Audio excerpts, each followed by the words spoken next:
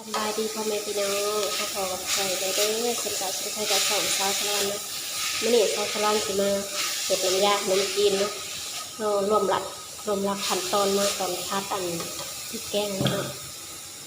อันนี้ก็คือพริกขาวเขาตำกับกระเทียมกับหอมแดงกับข่าตะไคร้เนาะเขาตำนะเอามาขั่วได้ทีแล้วเนาะรอแต่ต้มไก่เปื่อยนะเขาก็สิแกะเอาสีนมันมาตำแล้วก็มาพัดรวมเนาะเพราะว่าตอนเราตำเราบริทายนะนี่ต้มไก่ของเขามีอกไก่แล้วก็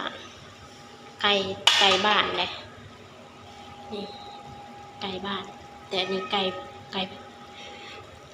นี่เนาะเขาต้มด้นเติมแล้วเขาใส่ข่าตะไคร้ใบบักกูดพร้อมเนาะแล้วก็นำปลาแดกกับเกลือเท่านั้นอันนี้อกไก่นะเอาอกไก่เพราะว่าสีนไก่บ้านเขาน้อยเดียวมันจ่อยแห้งเลยเขาก็เลยเอาอกไก่บอก ขออภัยน้ำลายกลัวพักพริกเขานี่คาไก่บ้านเนาะต้มเป็นเปื่อยแต่ว่าสิบเปื่อยเป็นได้ดอกไก่มันกระเถาสีนอกอะไรเป็นสิเปื่อยก่อนก็สิประมาณนี้เนาะเอาใส่ตะนำปลาแดกกับน้ำเกลือทั้งน้ำเกลือเลยเกลือเครื่องปรุงเข้าก็ได้เดี๋ยวปิดฝาไว้ก่อนเนาะบะทันซุประหว่างรอไก่เขาซุกเนาะเขาก็สิมาปรุงไว้ในเครื่องแกงที่เขาพัดแล้วเนาะ อันนี้ก็คือนะกะปินะที่เรามาใส่1 ช้อนใส่กะปิลงไปตามด้วยรสดีใส่รสดีลงไปใส่ร้ายแน่เนาะเพราะว่าหม้อใหญ่เติบนี่ประมาณนี้ลงไปใส่รสดีแล้วเราก็ใส่น้ำตาลเนาะเพราะว่าเลือจากการใส่ถุงอะไรบ่เป็นถุงเลือจากการนั้นใส่กระปุกไว้เนาะก็เลยมาเทใส่เบิดเลยเดี๋ยวหมดตอนนี้หมดมันเยอะ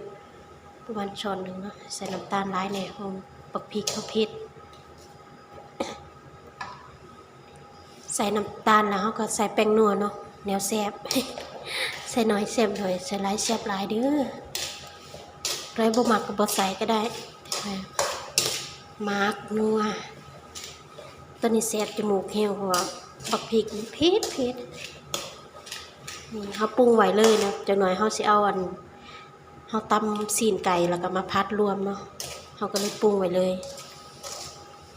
นี่เขาปรุงประมาณนี้แหละบ่ได้ใส่เกลือเพิ่มนะเพราะว่าในหม้อเขาใส่แล้วเดี๋ยวมาวัดเบิ่งต้มไก่เขาตัวเป็นไก่บ้านมันบ่เปื่อยดอกแต่ว่าอันไก่อกไก่นะมันเปื่อยแล้วเนาะเขาก็สิเอาอกไก่มันขึ้นมาก่อนว่าเปื่อยแห้งแล้ว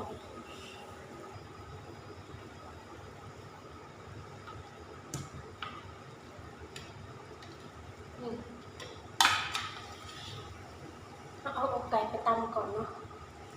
สิต้มตะไก่อันนั้นตัวนี้บ่ทันเปื่อยเลยมันใส่เวลานานต้มไว้ก่อน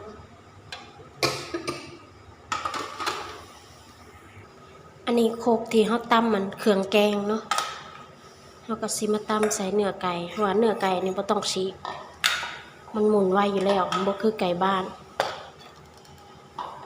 ต้องตำเลย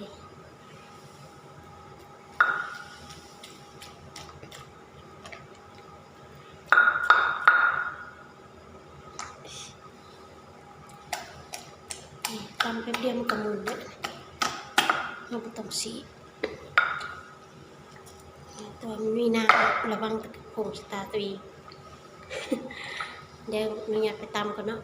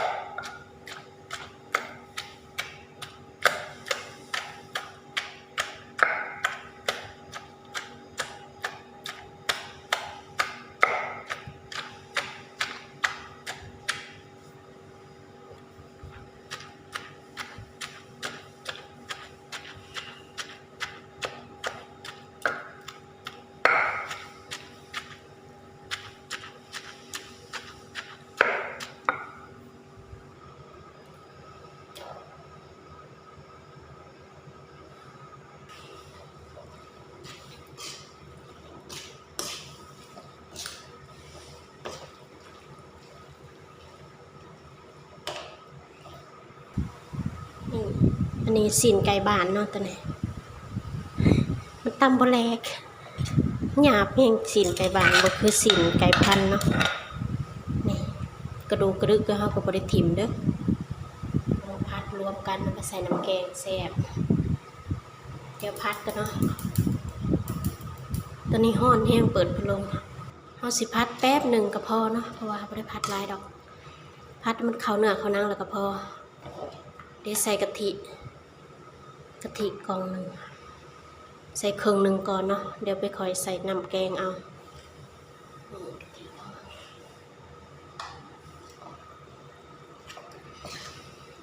ลายเด้อตะแหลกว่านิดเดียวแกะออกมาเต็มหัวเต็มกระทะใหญ่ๆเลย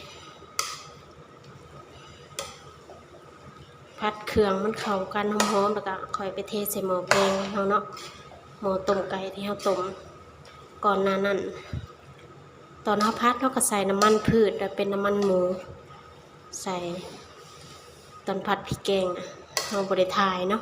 เฮาตัดถ่ายตอนนี้เลยเพราะว่าเมื่อยแห้งตอนนี้เดึกแล้ว3 ทุ่มกว่าแล้วยังบ่ได้แล้วเลยเฮาก็พัดซำนี้แหละพอแล้วเดี๋ยวเฮาสิไปใส่หม้อที่เฮาค้างไว้ก่อนเนาะปิดแก๊สตัวนี้ก่อนเดี๋ยวเอาสีนไก่ที่เฮาพัดมาใส่หม้อแกงเนาะอันนี้หม้อต้มไก่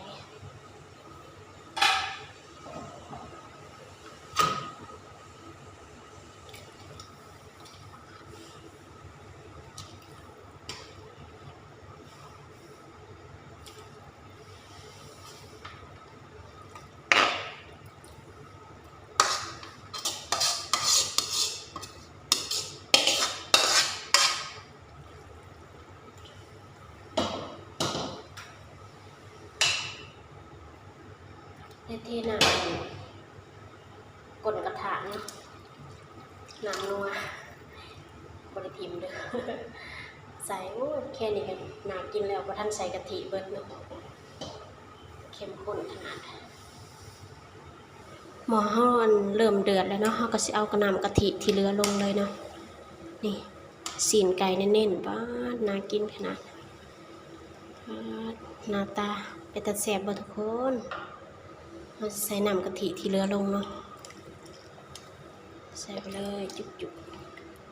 ๆนี่ใส่น้ำกะทิแล้วสีสันเป็นตาแซ่บ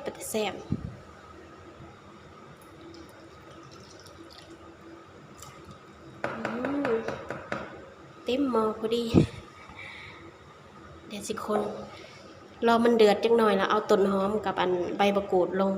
ตอนสุดท้ายเนาะเพราะว่าเขาปรุงเรียบร้อยแล้วเขาบ่ต้องปรุงเพิ่มแล้วสำนี้กับพอดีแล้ว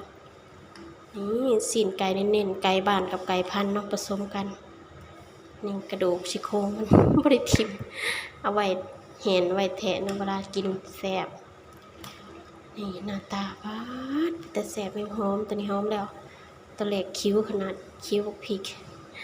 ตัวนี้หอมเลยจ้าเดี๋ยวปิดไฟปิดฟ้าหม้อก่อนเนาะรอมันผดจักน้อยเลยจะเอาใบมะกรูดกับต้นหอมที่เราเตรียมไว้เนาะปิดฟ้าก่อนสักครู่รอมันผดเดี๋ยวมาบอกเคล็ดลับอันบ่ให้กะทิมันแตกมันไวเนาะคอยบ่ให้มันห่อนแห้งแล้วคอยสิพยายามคนตลอดเนาะแบบพอเดือดแล้วก็คนเดือดแล้วก็คนบ่ให้ปล่อยมันเดือดแบบปุบมานะถ้าปล่อยมันเดือดห่อนแห้งนะมันสิแตกมันแหละมันสิบ่แซ่บเฮาพยายามคนเรื่อยๆเนาะบ่ได้บ่อยดอกแต่คนแบบห่อนๆนิดนึงกับคนห่อนนึงกับคนสิเฮ็ดให้กะทิของเฮาบ่แตกมันนี่เห็นเนาะมันบ่ได้แตกมันได้ข้อยเฮ็ดแต่ละเทื่อบ่เคยกะทิก็สิแตกมันจักเทื่อเพราะว่าพยายามคนตลอดแต่ว่าตอนนี้มันก็ผดแล้วเนาะเฮาก็สิเอาใบมะกรูดกับต้นหอมเขาลงเนาะนี่สูตรนี้ก็แซ่บแท้แซ่บว่าเห็ดกินอะไรก็บ่เคยเบื่อ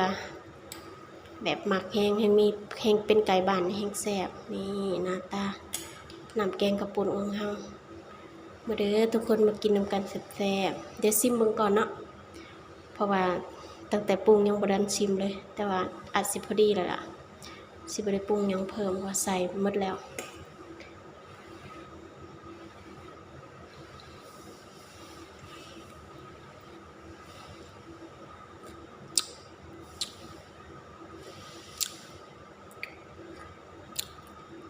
พอดีเป๊ะ